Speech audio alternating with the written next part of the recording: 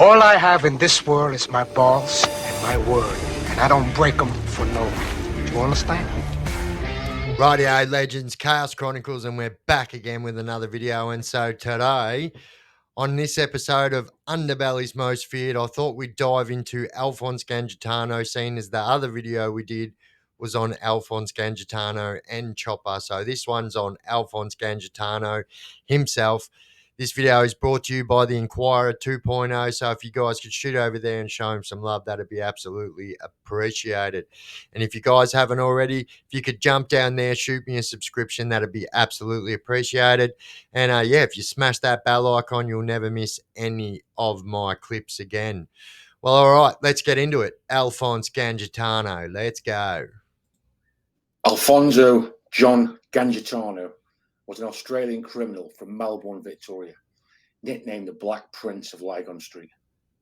Gangitano was the face of an underground organisation known as the Carlton Crew. He was also an associate of alleged organised crime bosses Tom Dominican from Sydney and John Kaizen from Perth. Now, guys, today I'm going to give you an insight about this guy who was maybe one of the most unhinged and dangerous gangsters going before his death in January 1998. I mean, it definitely was.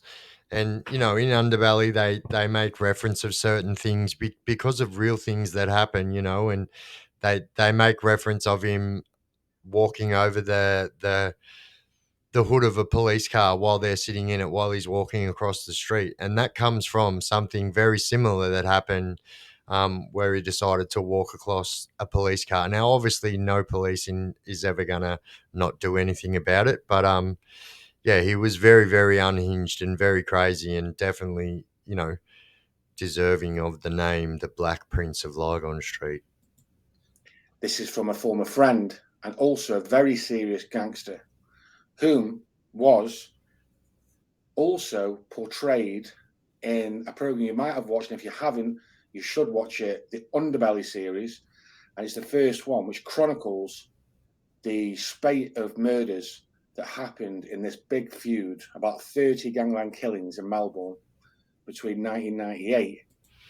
So I believe the number is 36. I believe that was the end number. All the people put together, that was the end number, I believe. And 2010. Now, this piece is by Mick Gatto. It's an extract from his book, which I'll leave a link in the description too. And it was titled in an article in Australia. Also, I did find a good interview with Mick Gatto, and we'll do a reaction to that one this week. Yeah, so I did find that one. It's a pretty good interview, so that will make for a good reaction as well. When I met Alphonse Gangitano. So here we go. When I first met Alphonse Gangitano, he was a really good bloke. We used to socialise a lot, go to parties, have fun. But as he grew older, he got into the gangster image. He was very fiery. I wouldn't take a backward step. And later in life, he changed completely. I didn't see it, but everyone said he was using a lot of white. People would look at him the wrong way and he'd just attack them. I saw the warning signs early after our night out at the St Kilda club that almost ended with a fatal shooting. After that, I kept my distance. I respected him, but our friendship was often tested. It was a shame. What happened in the end? Alphonse made his money in a few ways. He helped people with different problems, such as collecting money, and was probably paid by a few places to look after them. He was a big gambler. He had a couple of trotters. One of them was pretty good. He also had a share in a King Street nightclub and was involved in fight promotions. Gangitano became a promoter of world champion boxer Lester Ellis, who was beaten in the ring by Barry Michael. Not long afterwards, Gangitano attacked the much smaller Michael in a Melbourne nightclub, even trying to bite off the boxer's nose. So in the last video I did, you know, it references that fight with Barry Michaels in the club, and you know, just shows his no fear. You know, he's taken on an Australian champ boxer and not even caring and literally biting chunks out of his face. So yeah, he was pretty unhinged. While we were mates, between Alfonso and me, there was always some unspoken competition, a sort of power struggle. We clashed a bit. If we were both sitting at a table and put a cigarette in our mouth and someone lit my cigarette first, he'd be filthy. Then he wouldn't let anyone light his cigarette. He'd have to light it himself. And if someone shook my hand before his, he'd be furious. Stupid things like that. I had to borrow him from the two up, and he didn't speak to me for months. He'd pick fights with other customers. If he lost his money, he'd either want to fight someone or to borrow more. And if people didn't lend it to him, he'd want to kill them. One of the Underbelly books had a story about Chopper Reed, quoting him as saying, "There's only one good bloke in Corn, and that's Mick Gatto." And he said Alphonse wasn't fit enough to work in a Turkish sauna bath. Alphonse read it and was frothing at the mouth. I told him I'd paid Chopper $5,000 to say it. I hadn't. Apart from being partners in... That's actually pretty funny, stirring him up like that, telling him that he paid Chopper $5,000 to say it. Yeah, that's awesome. In the Baccarat in the early 1980s, we never did business together. Even the Baccarat was a disaster. I didn't want to do any more business with him. I just did my own thing because I knew he was going to be a headache. He was way too volatile. From his early days, Alphonse hated the police, a loathing that began after he got into a fight at a club in Footscray called Bunny's. I wasn't there, but I'm led to believe it was a bloodbath. All the bouncers were attacked and someone drove a car through the front door. The police caught Alphonse. Someone drove a car through the front door? That's bloody bonkers. So you can see it was literally like just out of control, this whole underworld thing, and people's notoriety was getting to him, and which is quite obvious what happened here with Alphonse. Took him back to the station and punched the shite out of him. He told me he was sitting with his hands on a desk when a policeman smashed him with a typewriter. They really battered him. I saw him about a week later. He looked like the Elephant Man. His head was so swollen and his hands were effed. It didn't faze him. He copped it on the chin, but he was determined to even it up with the coppers that did that to him. I didn't know if he ever did. Alphonse really liked the gangster image. He chased it, going out his way to meet people with reputations, high-profile crooks from all over Australia. He was quite friendly with Chris Flannery, a hitman who made his reputation in Sydney in the 1980s, before disappearing, presumed murdered in May. So it is widely believed, there's documentaries about it and stuff, that one of the well-known ones, what Chris Flannery done, the life that he took, that Alphonse Gangitano was involved in that as well. It was the one that took place somewhere on the Mornington Peninsula, if that helps you. 1985. He actually bashed Flannery one night. Alphonse had developed a fearful reputation, although some of the stories about him weren't true. One day at the Joker Ball, everyone was drunk, having a good time, and this Turkish bloke played up and did the wrong thing, and he copped it in the kneecap. Alphonse was blamed for that, but he didn't do it. Someone else shot the Turk. Once Alphonse shot someone in the leg, a pommy bloke, a standover man that Alphonse was having a power struggle with. I don't know much about it. All I know is that the bloke was being smart and disrespectful and got a right whack. Several times I saw Alphonse turn on close friends, which left a bad taste in my mouth. I also saw the darker side of him.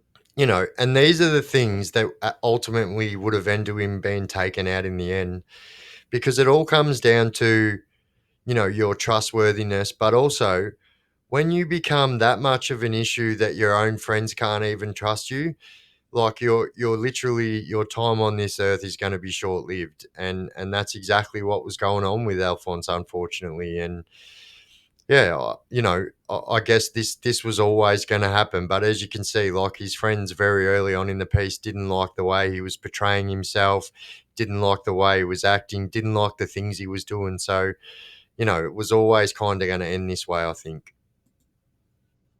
One night, a gorgeous young blonde girl walked past him.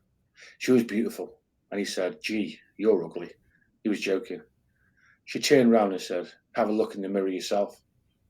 And he hit her and broke her nose. I couldn't believe it. "You're kidding," I said. "F her," he said.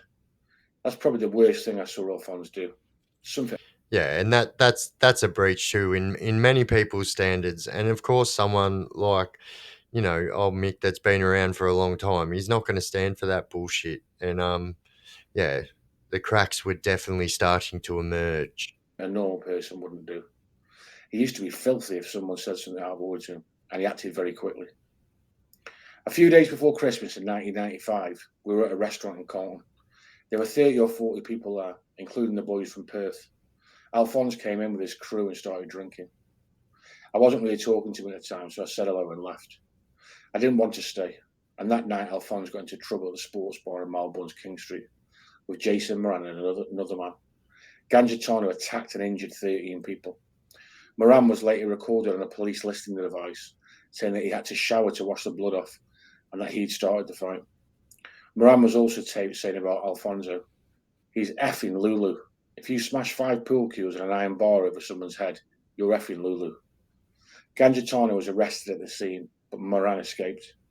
While police had some evidence against... So this incident right here is the exact incident that brought tension between Jason Moran and Alphonse Gangitano. Now, I've made reference of this before and people said, no, this doesn't work like that. So let me tell you what I was meaning. So what actually happened there was they both got charged with it, and Alphonse Gangitano was going to plead guilty, so he'd get less time. Obviously, in Victoria here, you can get up to a 35% discount for pleading guilty early. So obviously it costs the state money to run through court, rah. So if you plead guilty at your earliest convenience, you can get up to a 35% plea discount for pleading at your earliest convenience. So, and that's what happened. So he pled guilty.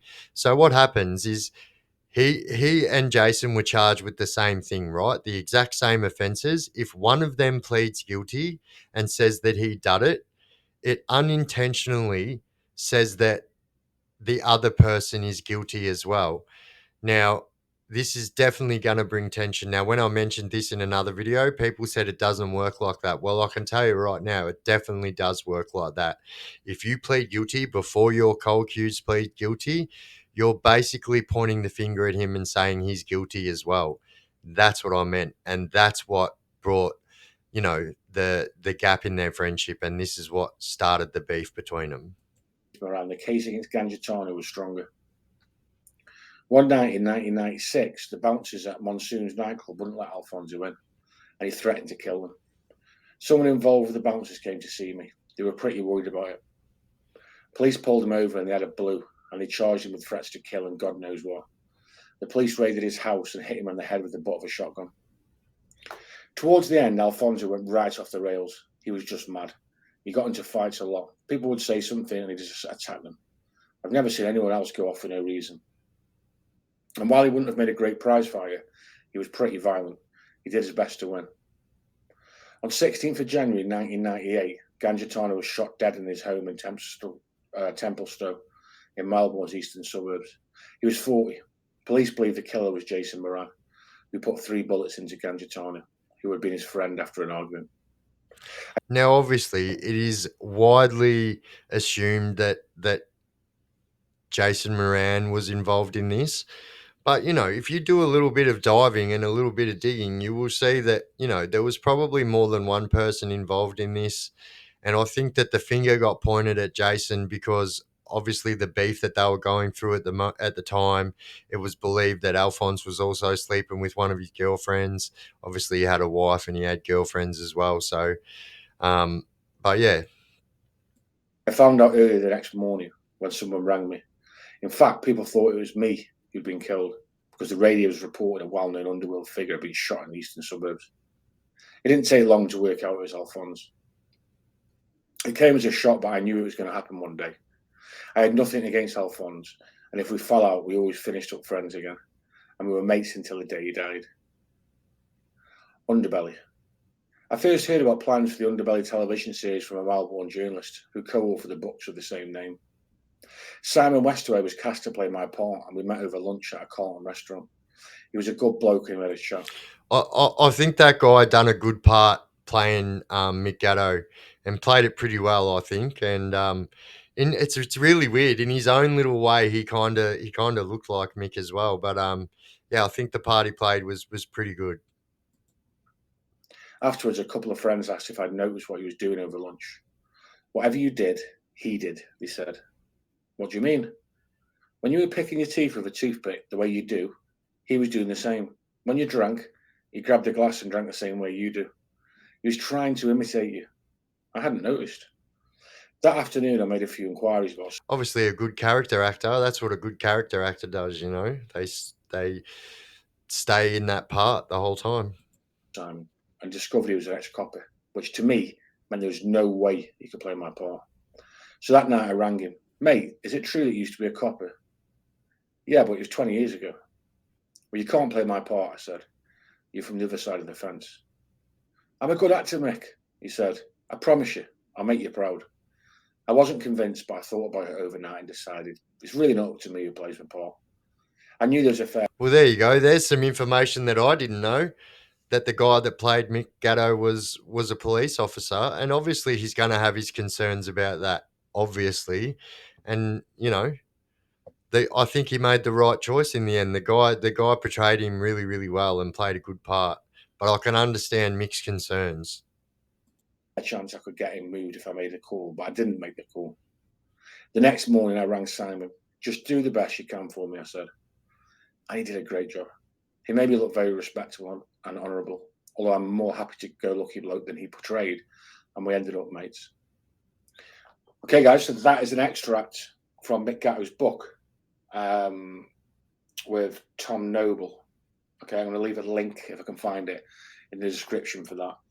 Now, if you want to know more about Mick Gatto is a good boxer, big guy, serious geezer from Melbourne, part of the sort of loosely affiliated with the Carlton crew, and obviously was friends with Gangitano for some time. Now, Mick Gatto himself is not shy of controversy. He ended up being charged with murdering a famous hitman, young man from the area, after an argument in the back of his kitchen.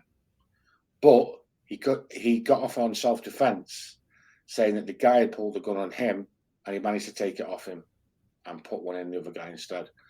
Fantastic, fascinating character.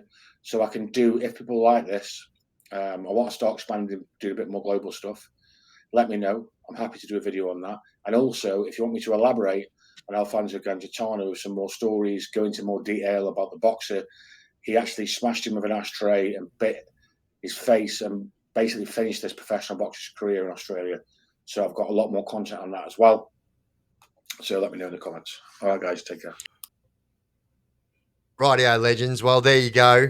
Alphonse Gangitano. What an absolute bloody psychopath he was. And as you can see, very early on in the piece, you know, cracks started to form. And like I said, those kind of cracks are always going to make people worried. And I think the path that Alphonse was going down was always going to lead to that no matter what.